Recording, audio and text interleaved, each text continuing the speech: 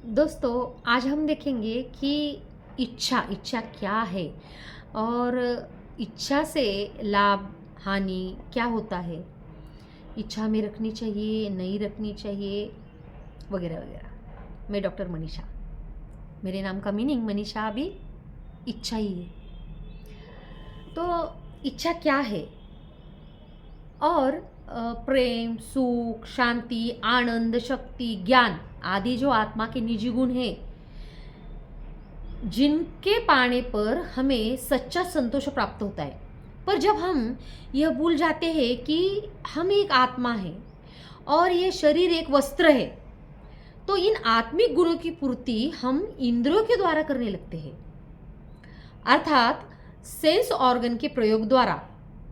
ज्ञानेंद्रिय के जो sense organ है, रस, रूप, गंध, स्पर्श, ये इससे हम आनंद लेना चाहते हैं और यही दुखों की जड़ है, यही अपने विकारों का कारण है, इसी अपतन का कारण है। इसीलिए जो कुछ गलत होता है यही कर्मेंद्रिय ज्ञानेंद्रियों की इच्छाओं की वजह से होता है। प्रेम, शांति, सुख, आनंद आदि की अनुभूति करना चाहते हैं, जिसके लिए हमें कई तरह के रास्ते अपनाते हैं फिर। और जब एक रास्ते पर थक जाए तो दूसरा, दूसरे पर थक जाए तो तीसरा, और लेकिन इस रास्ते अपनाते अपने इच्छाओं का विस्तार मात्र बढ़ते ही जाता है। आज संसार का विस्तार इन्हीं इच्छाओं का साकार स्वरूप है, पर तब भी संतुष्ट कोई भी नहीं है। सिर्फ इच्छा बढ़ते जा रही है, संतुष्टता नहीं, क्योंकि इच्छाओं की पूर्ति में संतोष नहीं मिलता। यह तो मृग तृष्णा है। सत्य ज्ञान से इच्छाओं पर नियंत्रण ही वास्तविक संतोष मिलता है, सत्य ज्ञान से ही, और इच्छाओं पे नियंत्रण आने लगता है। और अपनी इच्छाओं को नियंत्रित रखना ही सुखी जीवन का आधार है, और यह नियंत्रण बिना आत्मज्ञान के नहीं आता। आत्मज्ञान हमें सिखाता है कि मुझ आत्मा को खुशी और सुख के लिए बाहर नहीं, अपने अंदर झांकने की जरूरत है। शांति के लिए बाहर झांकने की नहीं, अंदर झांकने की जरूरत है, क्योंकि ये सभी आत्माओं के निजी गुण है, बाहर नहीं, अंदर अपने आत्मा के ये निजी गुण है।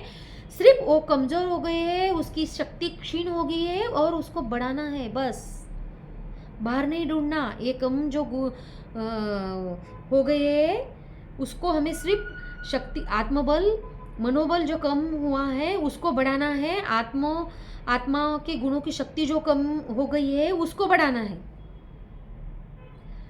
इच्छाओं की वजह से हम सोचते हैं कि यह मिल जाए तो हमें खुश हो जाएंगे, वो मिल जाए तो हम खुश होंगे। वास्तविकता यह है कि खुशी तो सारे सफर में केवल मंजिल पर नहीं मिलती, क्योंकि हमें सिर्फ मंजिल मिल जाए इससे हमें खुशी नहीं मिलती। उस मंजिल को पाने के लिए जो हम जीते हैं या उस रास्ते पे चलते हैं, उस सफर को तय करते हैं, वो जीवन जीने का अपना तरीका कैसा है, इसके बाद जो मंजिल मिलेगी उस पे खुशी निर्भर है।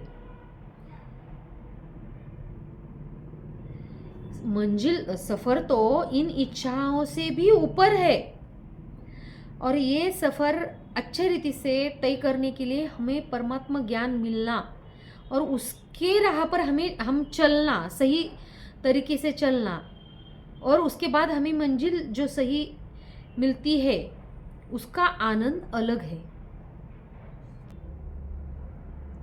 लेकिन हम तो क्या सोचते हैं, मुझे ये मिल जाएगा तो हम खुश होंगे, वो मिल जाए तो खुश हो जाएंगे।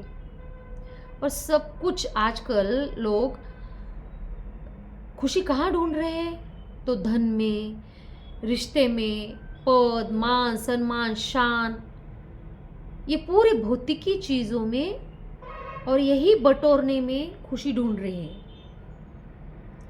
बल्कि खुशी तो आत्मा का निजी गुण है, बजाय बाहर ढूंढने की खुशी तो अपने अंदर है।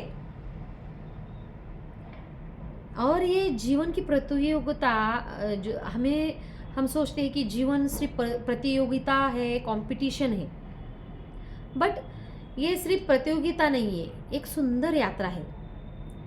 और इसकी सुंदरता का आधार है अपने ध्यान को केवल खुद पर एकाग्र रखना, आसपास की चीज़ों या आसपास के पथिकों पर और रास्तों पर नहीं।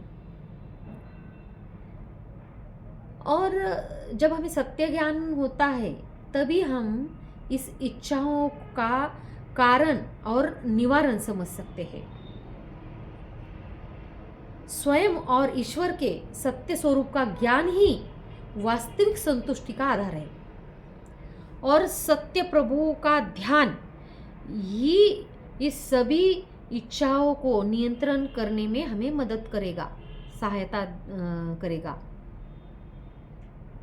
इसमें भगवान या ईश्वर हमारी इच्छाएं पूर्ण नहीं करता, बल्कि हमें अपने साथ साथ औरों को भी इच्छा पूर्ण करने के लिए काबिल बना देता है। धन्यवाद।